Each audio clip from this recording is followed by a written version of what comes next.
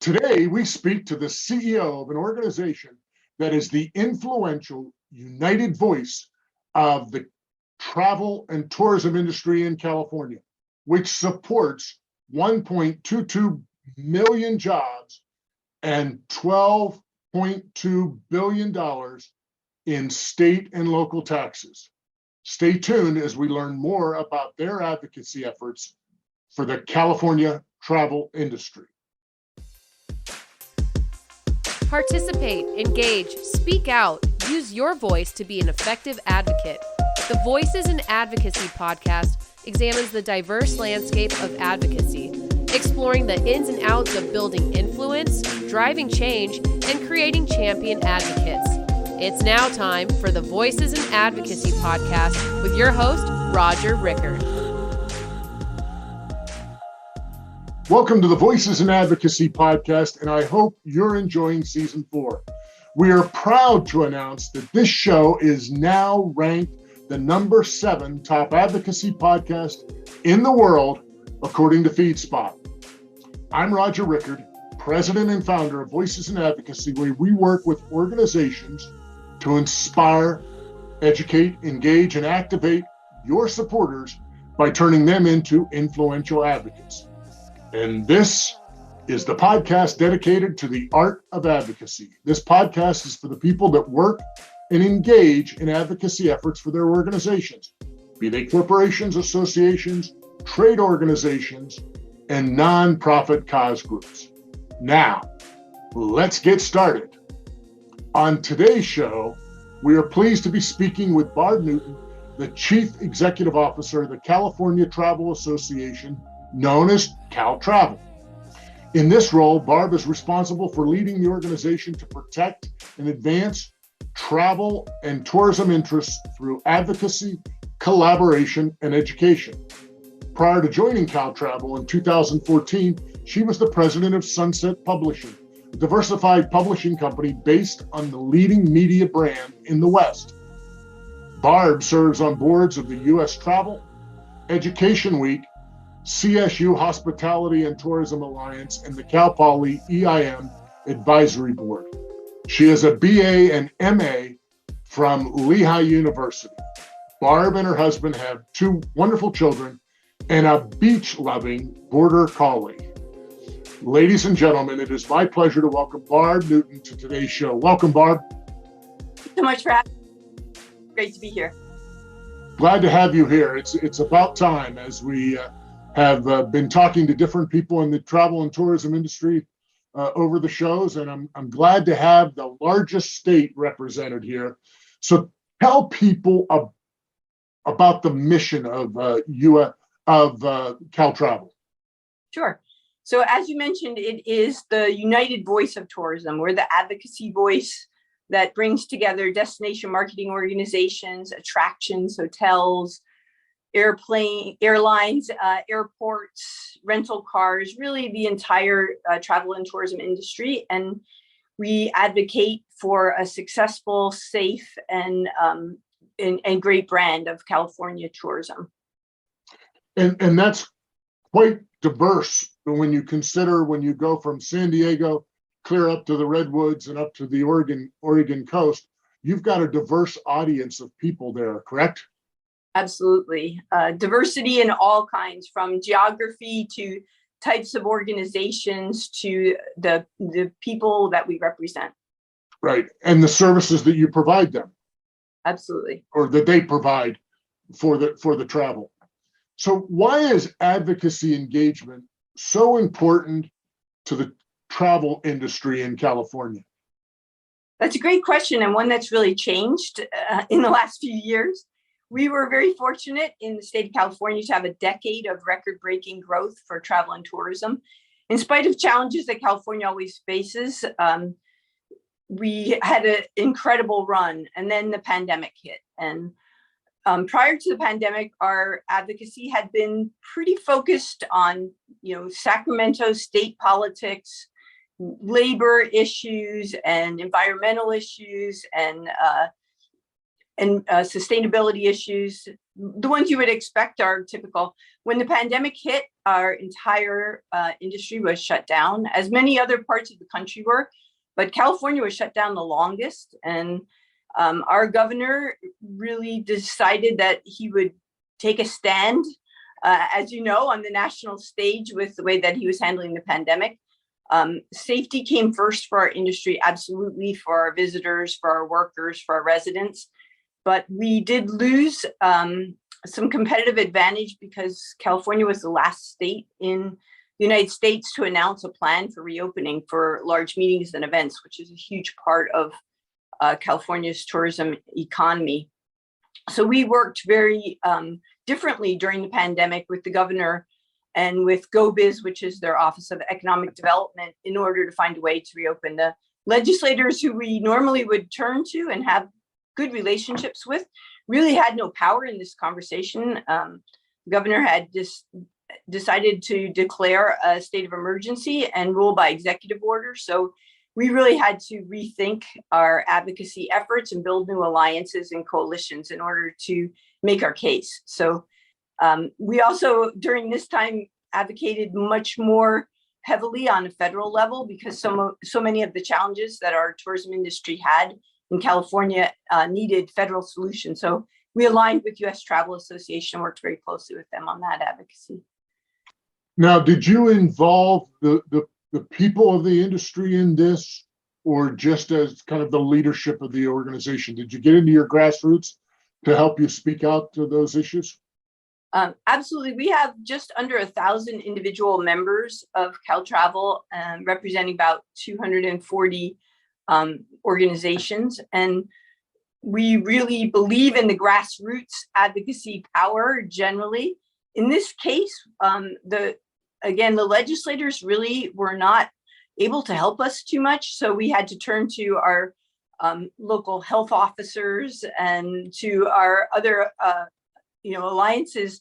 But still, the grassroots effort was very important because many of our local cities were even implementing policies that went beyond the state. So at the very beginning of the pandemic, I started just a weekly phone call we called it the COVID task force, just to convey what we were hearing from the administration and to keep everyone up to speed. And it went from 30 members to about 120 in just a couple of weeks. And through that process of the pandemic, we stayed in touch with all of our local members through that, primarily through that Zoom group, and became the California Recovery Task Force as we started to come out of the pandemic. But as much as our advocacy efforts changed, the grassroots effort still was really important. Well, and it sounds to me, and correct me if I'm wrong here, that actually probably brought the group even closer together because of that weekly conversation and showing your ability to stand up and try to protect their employees, their businesses, as well as the travelers' interest in that time. Is that correct? Absolutely. In fact, it engaged different parts of our tourism ecosystem who hadn't been as involved in Caltravel in the past. I think the largest group probably would be the convention centers, I would say. They had been a little bit more competitive and worked on a more local and then on a national basis, but hadn't had a big presence in our state organization. But we really needed to come together as a state in order to speak with the administration on reopening for large meetings and events. So I actually got a good segment of new members and really helped revitalize our efforts for meetings and events during that time. And Barb, that's not surprising to me, because when I had a conversation with the American Society of Travel Advisors in the middle of the pandemic, they were talking about membership increase because now all of a sudden members realized the value proposition that the organization brought them, particularly in their time of need. So I'm glad you had an opportunity to capitalize on that. What's on the minds now, today? We're pretty much out of at least the very restrictive nature of what COVID brought us. Now, what's on the minds of the members when it comes to advocacy issues for travel in California? Yeah, that's a great question. So I think immediately coming out, we reverted back to a more traditional advocacy effort to try to get some funding to jumpstart tourism in California and help regain some of that competitive advantage. And we were successful in getting a $95 million one-time grant from the governor in the California budget last year, which went a long way toward jumpstarting our marketing efforts at Visit California. And we just got another $15 million in the budget to help us continue that effort, since the recovery was a little more uneven and took a little longer than we had expected. We're doing really well at our beach destinations and our rural destinations and our national parks, but our gateway cities are still really struggling. The work at home has made our downtowns struggle to keep our restaurants and our other attractions open. We've also had, it's no secret, the homelessness and the crime issue has hurt not only our visitors, but our residents and our workers, and we're really having to work on that. So although we are seeing a robust recovery in demand for tourism in California, we still have many issues that we're dealing with that many of them were there before the pandemic, but are exacerbated by being shut down for 2 years. And then, go ahead. No, I was just going to add, I think that most people wouldn't necessarily recognize the diversity of issues that you must tackle to be able to provide an environment that is inviting for people that are traveling. Would you agree? Yes. There are over 2,200 bills that come out of Sacramento in a legislative session. And one of the biggest challenges that we have at Caltravel, being, a trade association that's so diverse, is choosing which are the bills that we're really going to focus on and put our efforts behind. We are a relatively small organization and really have to prioritize. So these are Government Relations Committee with representatives of each of our major categories and the diversity of geography across the state to help pick which are the top issues that we're working with. And right now, what's coming to the top really workforce issues and labor issues are absolutely critical for us.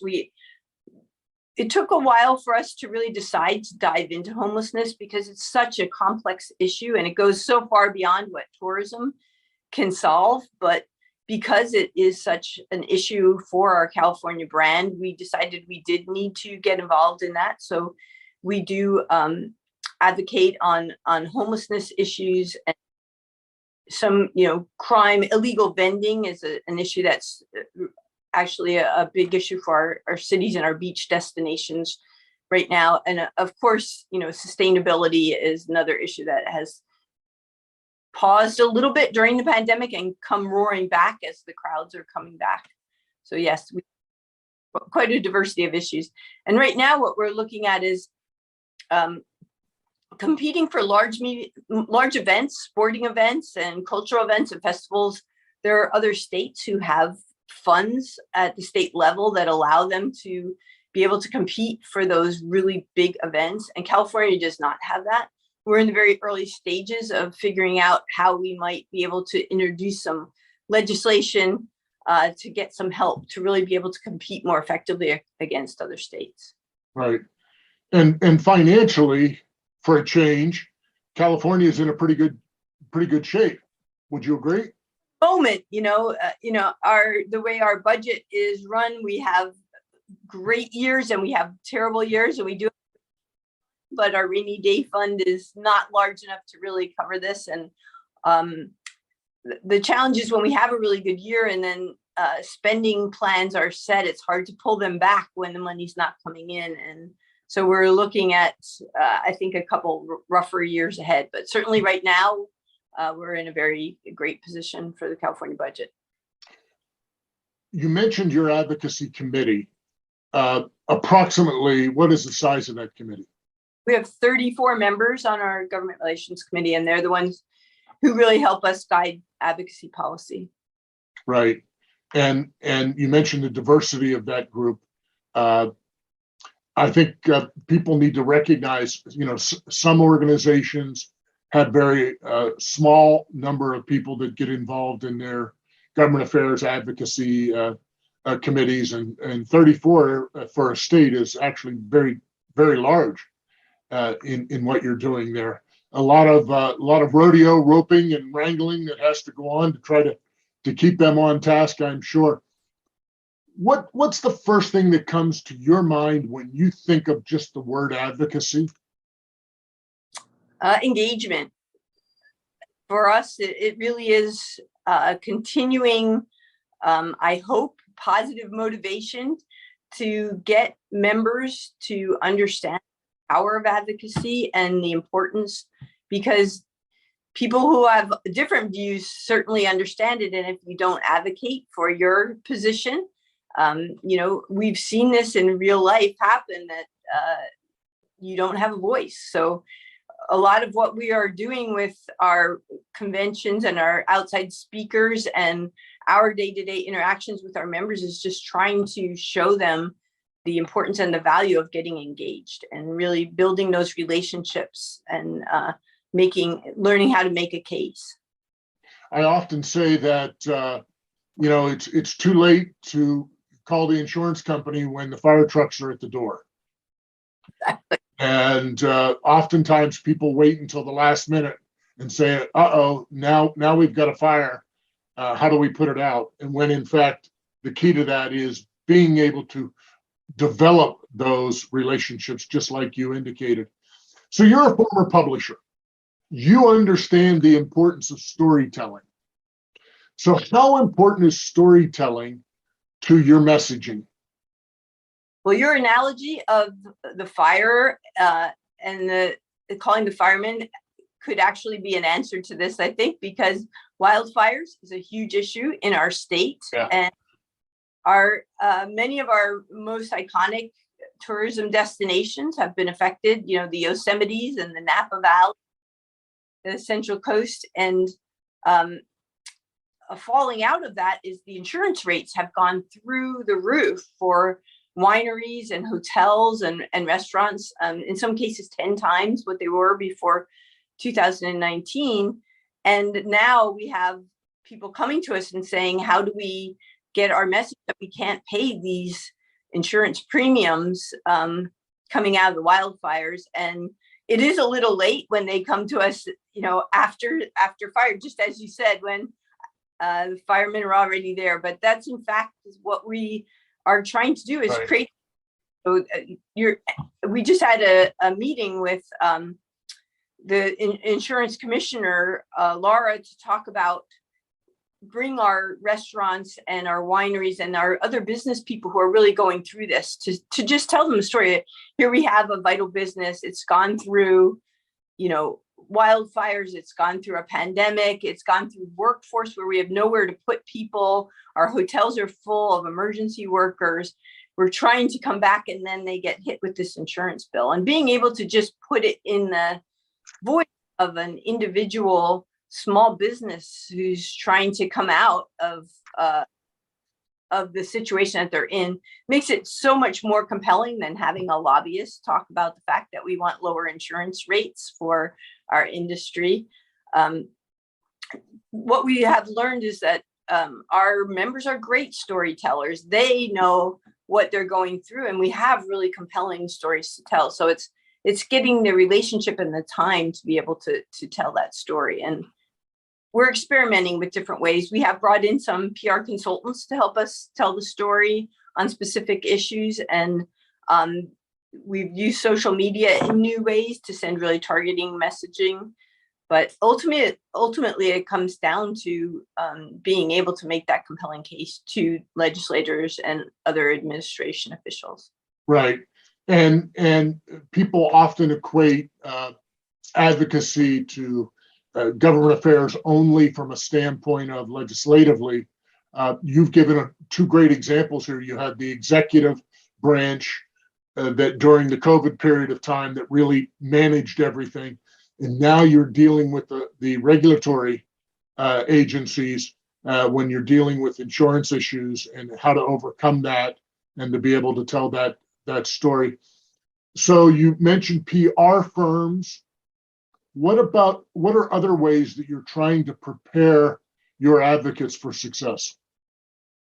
So we're just coming up to our annual Caltravel Summit, and that's one opportunity that we have to bring our entire industry together. We get about 425 members of the travel and tourism industry. It's in Greater Palm Springs, beautiful resort at the JW Marriott Desert Springs. And we seduce them by bringing them out with a great resort and some really great social events.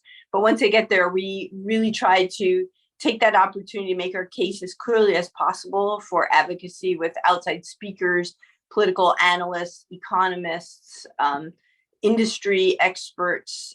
We try to make it interactive with workshops and definitely try to use that as our opportunity to bring people up to speed with of the moment information they need to be better advocates.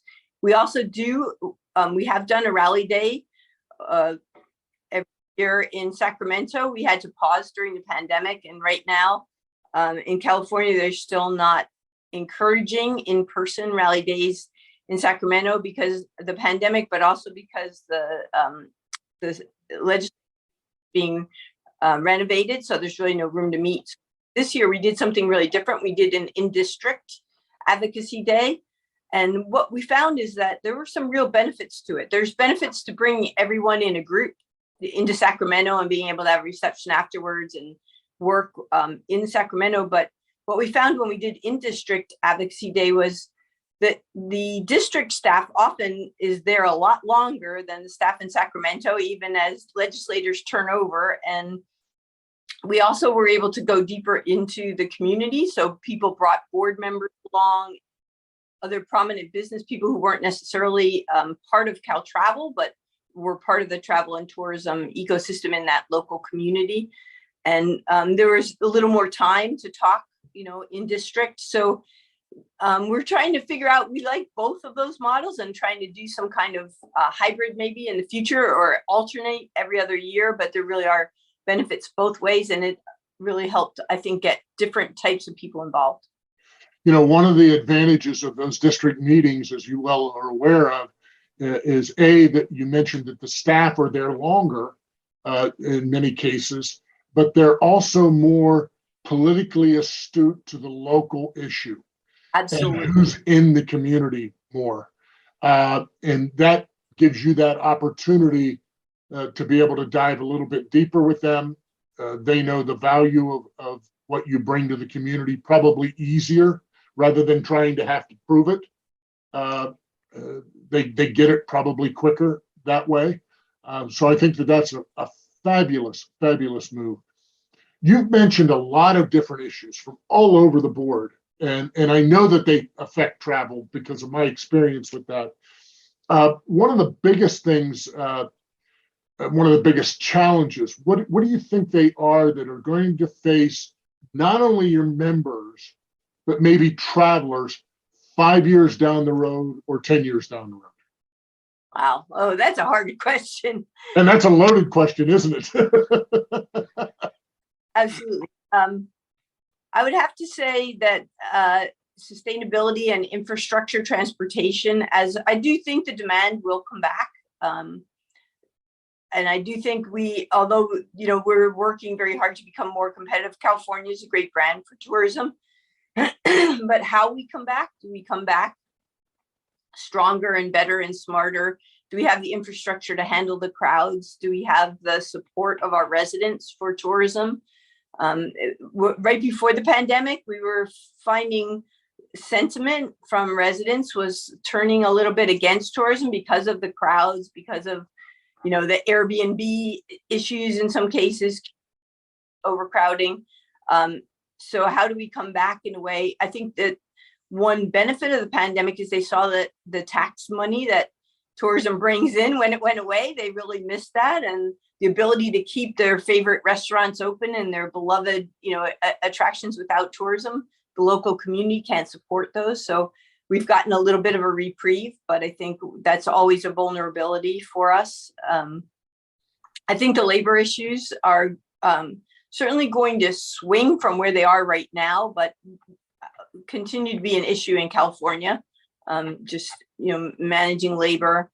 And then our large cities, I hope by 5 to 10 years we'll be back, but it's going to be a slow, I think, recovery for our largest gateway cities as we really figure out what downtowns look like, and how they interact and where people live and how they work. So I feel optimistic, but I do think that it's going to take a couple of years. And then, getting so many of our gateway cities are really dependent on international travel. So we need a stable world political view as well. And we need safety for people to be traveling around the world. I'm going to use an old time reference here. It as you were talking about all the diversity of all those issues, everything else, it seems to me it's like the guys that used to be in vaudeville and then maybe that were on Ed Sullivan's show, where they would come on and they'd start spinning one plate and then they're spinning the next plate, and before you know it, they've got 20 plates, and it's just incredibly difficult. So with that, what challenges do you have in your job when it comes to this, when it comes to that advocacy? I think your analogy is very apt. Getting some pressure from members right now to say, let's get involved in some local issues and with some local legislators we know are going to be headed to Sacramento. So we build those relationships early. And it is tempting at times, but that's a real challenge because California is a huge state, and to really do advocacy well on a local or regional basis takes so many resources and thought, such thoughtfulness that I'm not sure we can do that well. And I think that's probably one of the things we're going to have to let drop to the floor. We have a quarter of our legislators are going to be turning over with the next legislative session. So we're going to have to rebuild those relationships from grassroots again, with a whole new set of new legislators. And that's going to be challenging enough, is building that grassroots organization. That's going to be our focus in the next year, is really to work with our members to build those relationships with new legislators. And I think at a state and national level, we have enough challenges that I think local is going to be a little too challenging for us in the short term. We also, because we are such a diversified organization, each of our subsets have their own set of priorities. And I do have about almost 10 association members within the Caltravel membership in individual advocacy roles. So what we're trying to get really good at are just building coalitions, letting them take the lead and do the deep dive on their issues. But when it makes sense to be able to bring the whole force of Caltravel behind them in order to amplify their voice is working really well, because we can't be all things to all people, but we have really smart advocacy people across the state. So I think we're working much more effectively than we were a couple of years ago with the other advocacy organizations who have those deep knowledge in those specific areas. As someone who used to live in California and understands a little bit, and I say that affectionately, a little bit of knowledge about how California operates, most people don't realize that California is almost like 3 states. You have Northern California, you have Southern California, and then you have kind of the inland empire. And all 3 are very different and diverse. And when you're dealing with legislatures and legislators that come from those 3 different areas, if one person gets, the other 2 get. It's like 3 children sitting at the table. Oh, how come they got the extra ice cream scoop? And we need to get that as well. What is the best professional tip you personally have ever received in your career? Another great question. I had a boss one time who gave me great advice that has, I think, served me well in this role as well, although he was a publishing executive. His advice was, assume positive intent. When you're working with people, don't assume they have nefarious goals. Don't assume they're out to get you, or that there's ill intent. Assume they're trying to do their absolute best to do the right thing.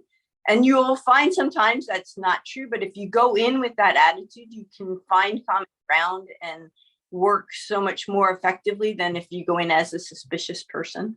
So I think that works in personal life, in any kind of work situation, and also, and maybe especially in advocacy, is to try to understand where people are coming from and why they feel the way they do, and assume that they're doing it for good reasons, and then find a way to work with them from that position. Barb, that is such excellent, excellent advice. And nobody that's been on the show has ever shared anything like that. So kudos to the boss, and kudos for you for taking that great advice. Time flies when I do these podcasts, and it just seems like we just got started and we're kind of at the end here. Do you have any final thoughts you'd like to add? Well, first, I wanted to say thank you so much for inviting me, because we have been in such a whirlwind in the last, couple of years. We don't often get the time to kind of step back and say, okay, what have we learned? Where are we going? And these questions have been personally helpful to me. But I would say that the world has changed so much in the last 2 years, and we're really learning that advocacy is permanently changing. The basics of it are still the same. The assume positive intent and, make your voice heard and build your relationships, but the ways to do it continue to change. And that's what in some ways makes this job really fun, and as well as really challenging. But I'm excited about the future. I think that we're entering into a fraught political climate on a national level, on a state level for us, and I'm sure for many other people, and on a local level. But I think it makes it even more important for all of us to be informed and be aware and have energy and determination and keep at it. So I guess that's what I would say, is that don't get discouraged, and just know that it's more important than ever to have a voice. Great advice. Barb, how can people reach the California Travel Association, Caltravel, for more information? Sure. My email is really easy, barb@caltravel.org. We also have a website, caltravel.org, and we'd be happy to hear from anyone. We like to build alliances. I learn from all of the interactions that I have. I love to hear from people. Wonderful. Well, that's a wrap of today's fantastic conversation with Barb Newton, CEO of the California Travel Association. Thank you, Barb, for being on the show today, and all the best in all of your efforts. Thanks so much, Roger. Thank you for having me. Let's face it, today's advocacy arena is just plain noisy. Organizations are stretched. You need every advantage to make sure your issue gets the attention it deserves and your voice heard. The RAP Index is the best way to do just that, by finding your stakeholders' relationships and engagement power. Get past the noise. Know who your people know. Go to rapindex.com. That's rapindex.com, and tell them Roger sent you for a special offer.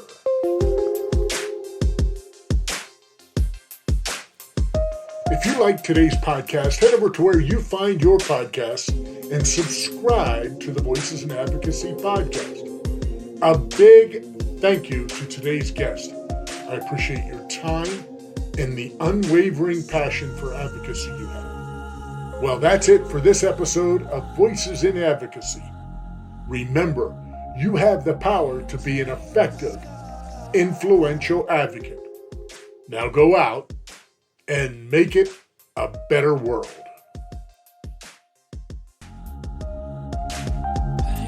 We hope you enjoyed today's Voices in Advocacy podcast and look forward to you joining us again next week.